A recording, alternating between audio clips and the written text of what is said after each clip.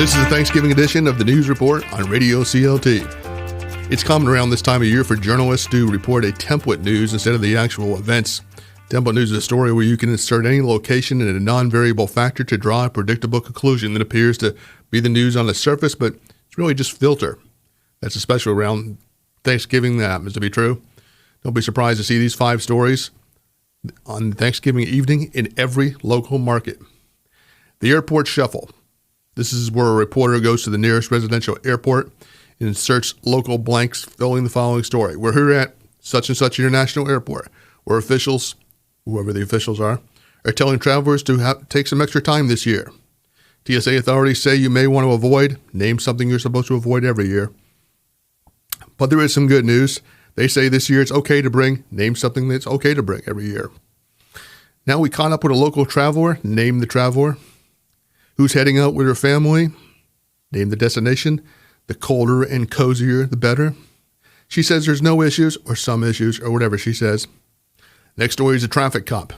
This is where the news reporter finds traffic stories even when there aren't any.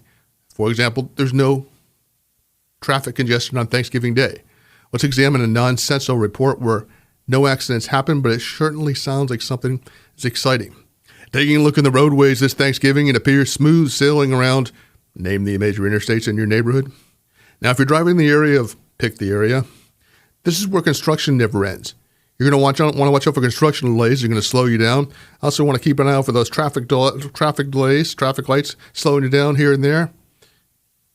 I want to watch out for some tailgates that are going to send you back. Basically, he says nothing. Next story, the homeless helpers. These are the various soup kitchens that go out of the way to get the attention of media.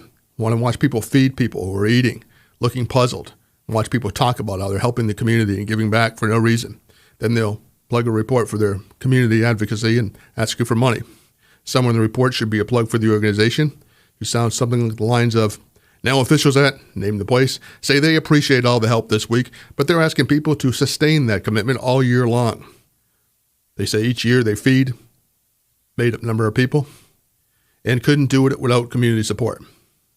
Next story is a Hardship Harry story. This is where you find what represents a typical poor family in the community. Ideally, it's a 6-member family. One member works very hard, the other is disabled.